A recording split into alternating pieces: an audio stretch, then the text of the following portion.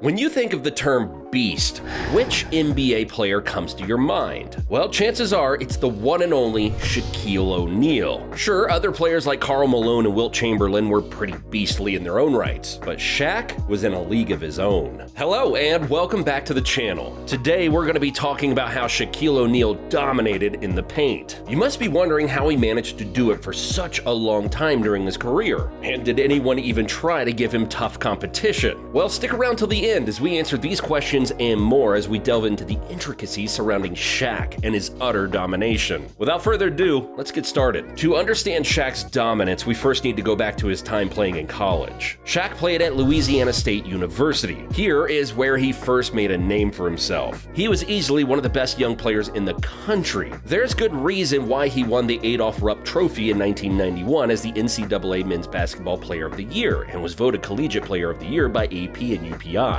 He was also named a two-time All-American and two-time SEC Player of the Year. Shaq had won it all in college. His size, athleticism, and skill allowed him to dominate college opponents and impacting the NCAA. At this point, it had become obvious that he would be the #1 pick for the NBA draft. Standing at an impressive 7'1" and 325 pounds, his sheer size was a steal for any NBA team that picked him. You just don't see that combination of his height and physical dominance daily. So it was absolutely no surprise to anyone that the Orlando Magic selected him as the first overall pick in the 1992 NBA draft. However, still, some people thought he wouldn't be as successful as the hype surrounding him. Little did they know that he was going to go on to have one of the most dominant rookie seasons ever. Shaq averaged 23.4 points on 56.2% shooting, 13.9 rebounds, and 3.5 blocks per game during his first NBA season, easily winning the Rookie of the Year award. But that's not all. He was also voted an All-Star in his first year. He was a rookie All-Star starter, something which only Michael Jordan had achieved before him. After that season, Shaq had developed a reputation for being a bully with a basketball, making him simply unstoppable in the paint. But if I had to sum everything up, the main reason for Shaq's success in the paint was his size and strength. Just imagine a massive 7-foot guy who weighs over 300 pounds driving at you.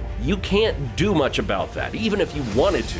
So basically, the key to his domination in the paint was because he was physically superior to most opponents, standing taller and heavier. After sweeping off his marker, bullying him, and getting inside the paint, he would jump and slam down his dunk, which was so ferocious that it was basically impossible to stop him, let alone block him. No wonder he had career averages of 23.7 points per game. It was just amazing to watch him use his sheer size to overcome opponents. Now that we've all agreed that Shaq was an absolute monster in the paint, what about his defensive skill set? Shaq had exceptional attacking skills, but his presence in the paint on defense was just as strong. Being as big as Shaq is, he was equally good with rebounding and blocking. He averaged 10.9 rebounds per game and 2.3 blocks per game, which are just insane numbers when you think about it. His size allowed him to contest shots, change the course of opponents, and collect rebounds at a remarkable rate. He patrolled the paint as a defensive anchor for his teams, discouraging rivals from shooting jumpers close to the basket. When you watch footage of Shaq, it's easy to see how he destroyed the paint, both offensively and defensively, thanks to his huge size. While it is true that the destruction he caused in the paint was mainly due to his strength, it wasn't the sole reason behind it. He was also talented, as he possessed a variety of post moves that were practically unstoppable. Sure, his size made it hard to make some of those moves, but Shaq was different. He could employ a variety of maneuvers, and most of them complemented his size, making them simply unstoppable. He has said that Kareem Abdul-Jabbar is his idol, so no wonder he had perfected the hook shot, something he used a lot to score. But he also loved to use the drop step. As you can see, size might help you to dominate in the paint, but if you add some skills into the mix,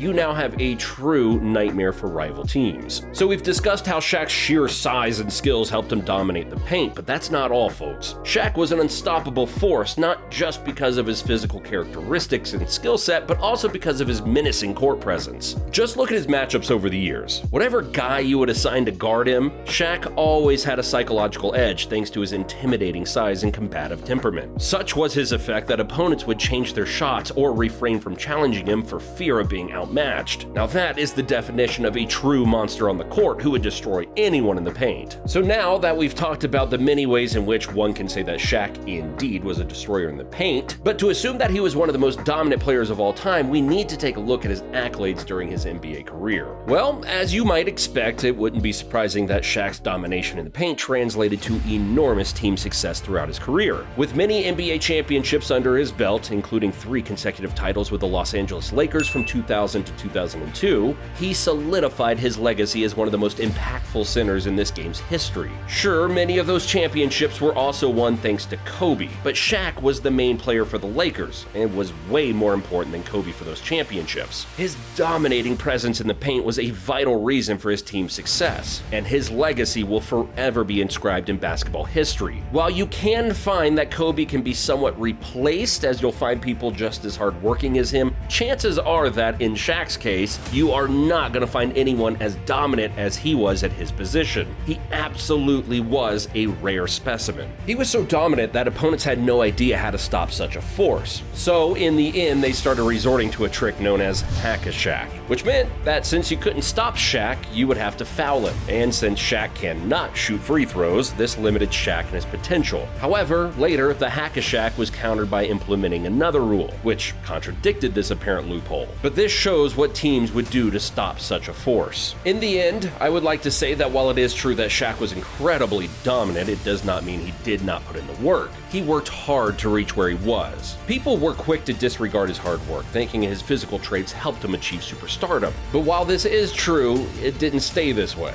as his weight and fitness quickly deteriorated in the later stages of his career. Kobe has said that if Shaq had his kind of work ethic, Kobe could have had 12 rings during his NBA career. Shaq has said that he was looking out for his family and focused a lot on business ventures when Kobe was fully focused on basketball. However, this does show how blessed Shaq was with his physicality. Surely, we will not see such a dominant player in the paint again. Thanks for watching, and we'll see you in the next one.